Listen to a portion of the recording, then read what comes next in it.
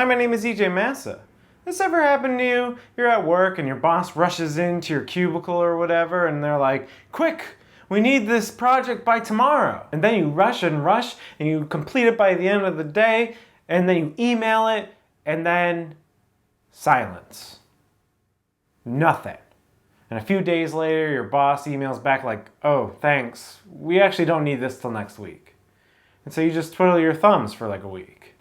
And that's kind of like what this Game of Thrones episode feels like. We rush like crazy to get all the chess pieces in the right place, even in lazy, haphazard ways. And once we did, we wait. It's that hurry up and wait kind of thing, huh? Well, this gives Game of Thrones time to do what it does best. Shot, reverse shot talking scenes in rooms. Hey, let's say you stand trial for the murder of somebody's dad, which, let's be frank, will happen at some time in your life. Here's what you do. First, you get your brother to vouch for you. Although, it's pretty much useless, and he's pretty much useless. It can't hurt, though. Now, here's the important part. Make sure you also save somebody from rape and murder by bears. This is crucial. Don't skip this step. This person will also vouch for you. Next, make sure the boyfriend of the accuser doesn't give a shit. If you do all this, you'll get off scot-free of dad murder every time. So easy. Now everyone awkwardly leaves the meeting room.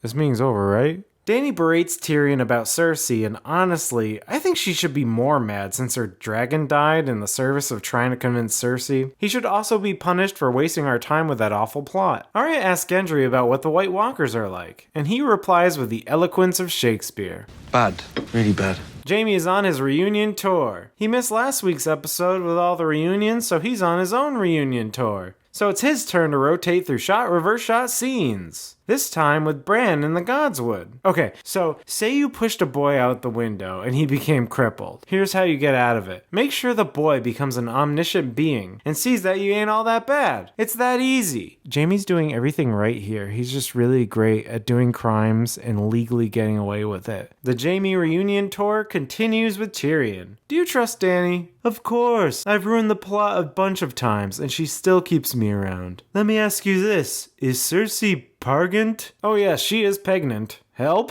Is there a possibility that I'm pregnant? They then finish the scene on the ramparts because the ramparts are where you talk about real shit. Just ask Sansa and Arya. The Jaime reunion tour continues. Brienne is suspicious because Jaime isn't constantly negging her. I just want to serve under you. Which is the hottest thing anyone has ever said to Brienne. Dany looks sad, but she gets a good Khaleesi from Jorah and cheers up. Whenever I'm sad, I just load up this sound file that's on my phone. Khaleesi. Oh, thank you, Jorah. It's like the warm blanket I come home to and just wrap myself up in. Forgive me, Khaleesi.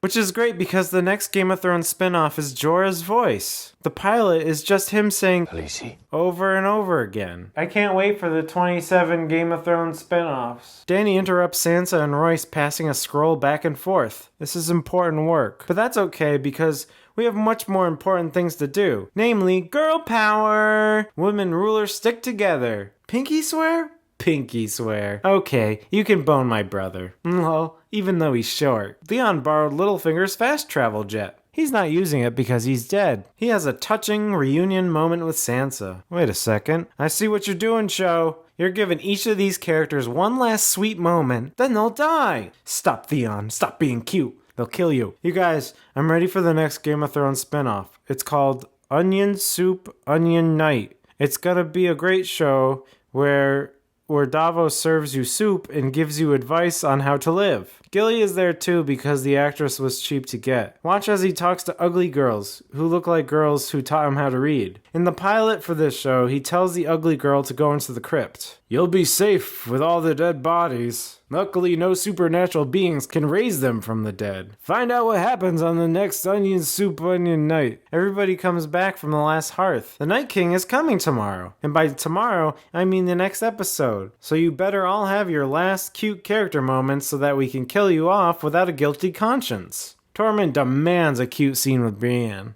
Our enemy doesn't tire, doesn't stop, doesn't feel, doesn't have a character motivation yet. Yes, he does. He wants to delete Westeros Wikipedia. If he can delete Wikipedia, how can I look up a random fact I can't remember during our dinner conversation? Everybody agrees this is the worst thing. The Night King gave me an Indian rug burn. I know it's racist, but it's the only way I know how to describe it. They decide to use dumb robot Bran as bait, and Theon will protect him. I don't like your odds, Theon. I don't like your odds. Not after that cute moment. Now you're protecting Wikipedia from the Night King? Winterfell residents are already making Theon's grave. Tyrion's getting banished to the crypt because he has a big brain. Brains. Why does everyone think the crypt is so safe again? You're literally fighting necromancers. This meeting is adjourned just as awkwardly, so everyone can get some sleep. But Tyrion wants to browse Wikipedia endlessly instead of getting sleep. Grey Worm and Missandei meet up. Grey Worm asks Missandei what she wants to do after all this. We can run away together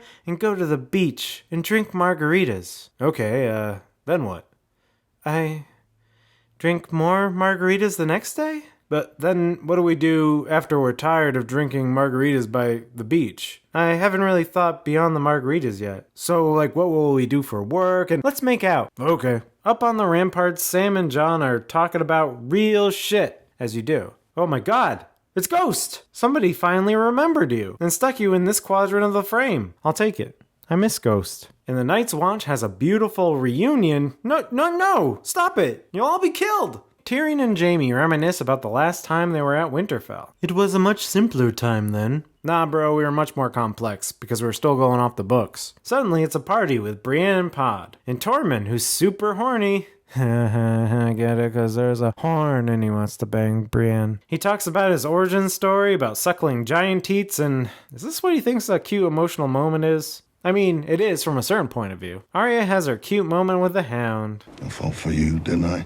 Aww. Gendry gives Arya her epic quest weapon. This makes Arya murder horny, which is different from regular horny because it makes you excited to murder. But it also makes Arya regular horny. And Gendry finally has an excuse to take off his shirt besides his hot forge. Beautiful forge. And the entire Game of Thrones audience feels weird because they've seen Arya grow up on screen and now she's fucking. I don't feel weird.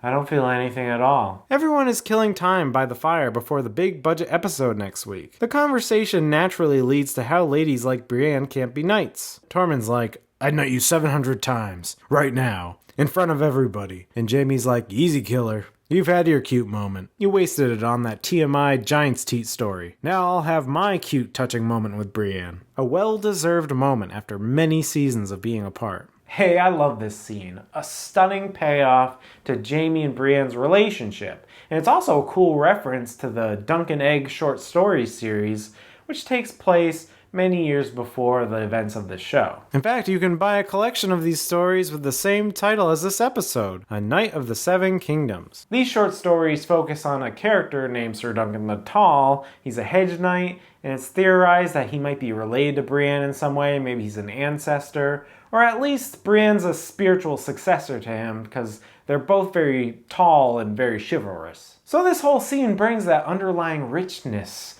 up to the surface. Lyanna and Jorah are having a little quarrel, and Sam bravely interrupts that bear fight to give Jorah a sword, and have a cute moment too. Jesus, is everyone gonna die? Jon is in the crypt, and Dany approaches. Hey, it's been weird between us. That's because you're my aunt. How do you know that? I looked it up on Wikipedia. So, we boned. Do you want to talk about the implications of that?